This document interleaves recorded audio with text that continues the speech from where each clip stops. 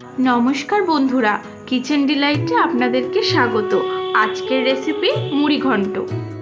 এই মুড়ি ঘন্ট বানানোর জন্য আমাদের লাগবে পেঁয়াজ কুচি, লঙ্কা কুচি, ভেজে রাখা আলু, টমেটো কুচি, 1 কাপ পরিমাণ গোবিন্দভোগ চাল এবং আদা, রসুন ও শুকনো লঙ্কা বাটা। এবার রুই মাছের মাথাতে খুব ভালোভাবে নুন ও হলুদ মাখিয়ে নিয়েছি। নিয়ে এবার গরম তেলে দিয়ে ভালোভাবে ভেজে এগুলোকে একটু ভেঙে নেব।